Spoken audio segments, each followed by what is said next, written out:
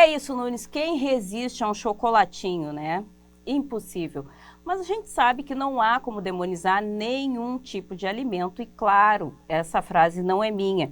A gente está conversando hoje com uma especialista no assunto. Minha entrevistada é a nutricionista Bianca e ela vai me ajudar a desvendar os caminhos para comer o chocolate na Páscoa sem culpa.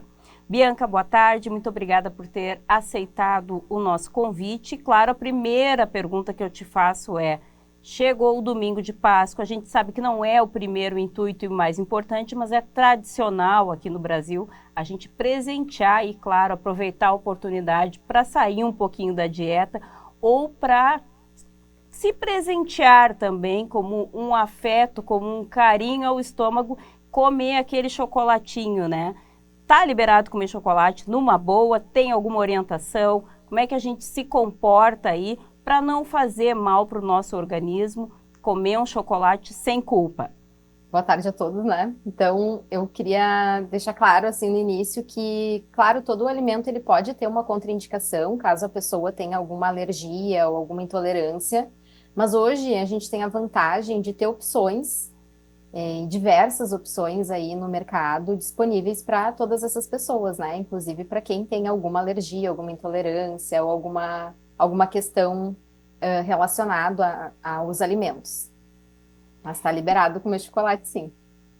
E justamente por isso, então, seguindo já uma conversa prévia que eu tinha com a Bianca, antes da gente ter essa gravação, da gente iniciar esse papo, a gente buscou no mercado algumas opções aqui, aleatoriamente. Então, a gente pegou os mais consumidos, né, que normalmente o pessoal tem preferência, que é o chocolate ao leite, chocolate branco, chocolate meio amargo, chocolate zero e chocolate meio amargo 70%, que é esse aqui. E aí eu vou pedir para a Bianca dar uma dica mais ou menos sobre cada um desses chocolates e as suas indicações. Um dos mais consumidos, que normalmente são os chocolates que as pessoas buscam mais porque é o mais docinho, é o mais comum e o mais consumido, que é o chocolate ao leite. A Bianca já deu uma dica de largada aí, que algumas pessoas têm restrições, né? Por questões de saúde e até por algumas orientações médicas, ou são alérgicos, ou são diabéticos, ou realmente tem alguma restrição, principalmente com relação ao leite, o chocolate também, né? Tem essa composição. Chocolate ao leite está liberado para quem, Bianca? Então, para aquelas pessoas que não têm restrição, né? Então, o chocolate ao leite, ele vai geralmente aí ter um teor de açúcar um pouco mais elevado, nem todas as marcas vão ter uma gordura de boa qualidade. O que que seria uma gordura de boa qualidade, né? Aquele chocolate feito com manteiga de cacau, ao invés de gordura hidrogenada, por exemplo, ou gordura vegetal, que a gente costuma ver bastante aí nos rótulos. Então, o chocolate ao leite é para aquela pessoa que se permite degustar algo mais saboroso, mais palatável, mais doce mesmo e que não tenha nenhuma dessas restrições. Bianca, acho que é a hora da gente aproveitar e falar um pouquinho do chocolate branco. Ele é bastante polêmico, né? As pessoas às vezes dizem: ah, chocolate branco não é chocolate. Chocolate branco é só gordura e açúcar. Isso é mito ou é verdade? Depende. Em alguns produtos, né, em alguns chocolates brancos, a gente vai ter aí um tipo de gordura que é inadequado somado ao açúcar, e isso vai fazer com que ele seja um produto de pior qualidade. Então, o chocolate branco, para ele ser um pouco melhor, ele vai ter que ter ali manteiga de cacau como principal fonte de gordura, né? E não gordura hidrogenada, como é o mais comum. Geralmente, as opções mais baratas, elas não têm quantidades suficientes de cacau para seja o produto do cacau, como a manteiga ou a massa de cacau, e aí eles vão sendo mais baratos e geralmente mais doces e com menos qualidade mesmo, né? Com menos benefícios aí do cacau. Então tem alguns chocolates brancos que a gente desconsidera como chocolate, mas tem outros de marcas específicas ou de um processo mais artesanal que podem sim ser considerados chocolate. Agora a gente chega no meio amargo, que é um chocolate que tu já tinha feito menção aí, que ele é mais escuro, que ele é menos docinho, né? e tem uma concentração inferior de açúcar. Esse é o chocolate indicado, então, para quem está em dieta ou que tem algum tipo de restrição, é isso? É, o chocolate meio amargo, ele é para aquelas pessoas também, não necessariamente só com restrição, mas aquele chocolate que as pessoas não querem ou não gostam de algo tão doce, acaba ficando um alimento mais enjoativo, né? Quanto mais doce. Então, para aquelas pessoas que já têm um paladar mais voltado para o amargo, menos voltado para o doce, e ele acaba sendo uma opção, assim. Acima dele está o 70%, né? Porque geralmente o chocolate meio amargo ele fica em torno de 40%, 50% cacau. E aí depois a gente tem essas versões com mais concentração de cacau ainda, né? E aí, se a gente chega nesse 70%, é um chocolate que não é doce, né? É um chocolate já que tem uma concentração bem forte só do chocolate, sem quase nada de açúcar. Isso, ele tem menor concentração de açúcar e mais concentração de produtos do cacau.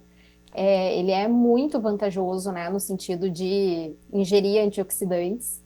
E eu gosto muito de propor para as famílias que estão aí chegando com as crianças próximo de 2 anos, né? Porque hoje a gente tem a recomendação de não oferecer açúcar para crianças menores de 2 anos, numa tentativa de barrar aí as doenças crônicas, cárie e uma série de outros problemas metabólicos que podem levar à obesidade.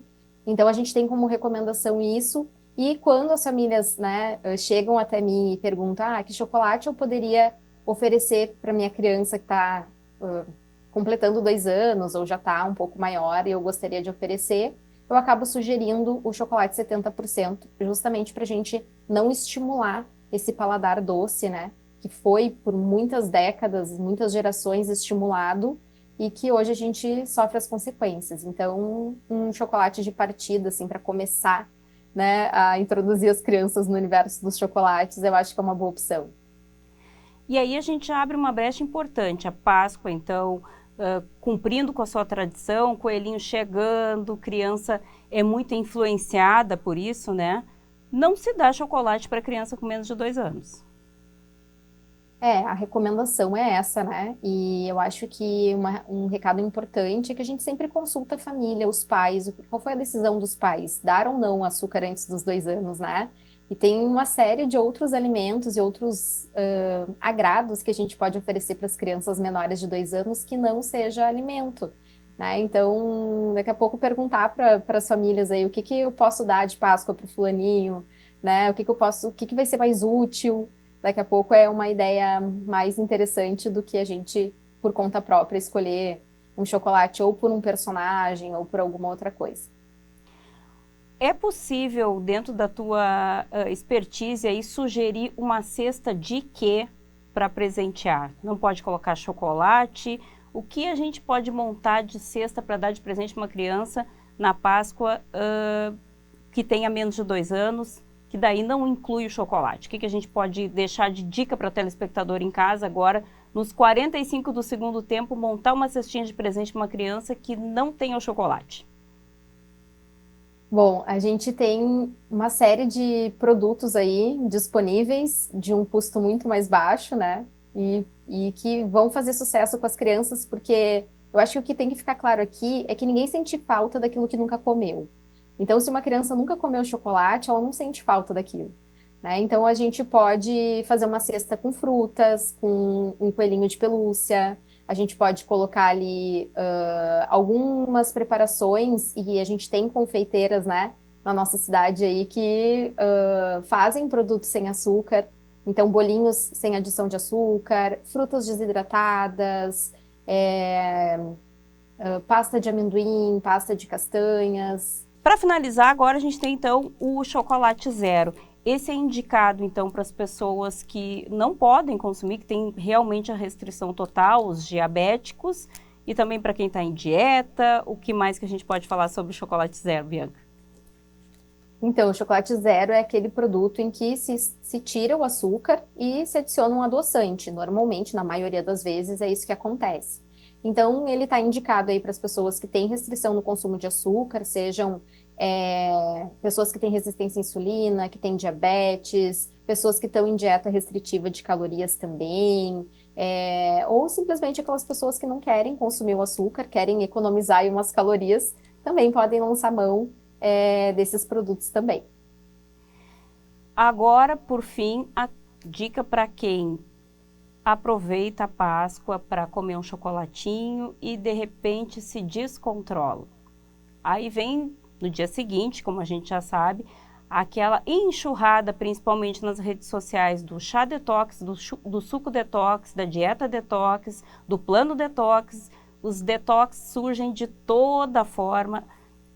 É necessário? O que a gente deve fazer? Qual é a estratégia para dar aquela respirada e retomar a vida normal depois de ter chutado o balde? Thelma, então eu costumo sempre explicar para as famílias, né, que a alimentação ela está incluída num contexto de comemoração, de festividades, de partilha.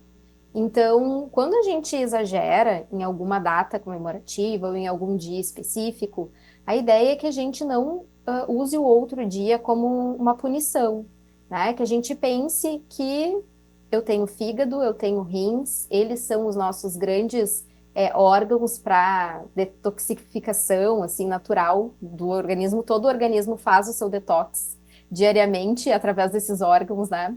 E eu acho que é muito importante a gente não trazer essa ideia de punição, né? Exagerou, no outro dia segue com a sua rotina alimentar, segue tentando fazer escolhas mais saudáveis, escolhas mais nutritivas, e é isso aí, faz parte. As datas comemorativas estão aí para a gente celebrar com as pessoas, compartilhar os momentos felizes, né?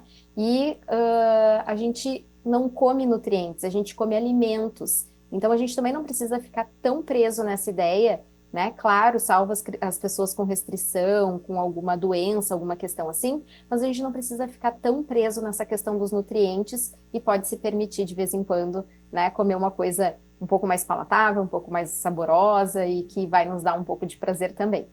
Tá, muito obrigada, Bianca, que é quase sócia já do NT Sul, que sempre atende aos nossos convites com muita alegria e prestatividade. Dicas valiosas aí. Obrigada, Bianca, mais uma vez. Eu que agradeço, Thelma. Desejo uma feliz Páscoa para todo mundo e comam sem culpa. Tá joia, então. É isso, Nunes. Dicas da Bianca. Vamos aproveitar esse final de semana, então, lembrando do verdadeiro sentido da Páscoa. Aproveitar para reunir a família, rememorar os momentos felizes, celebrar essa união com os nossos queridos e se eventualmente a gente passar um pouquinho da conta na alimentação, sem culpa, segunda-feira é outro dia e vida que segue.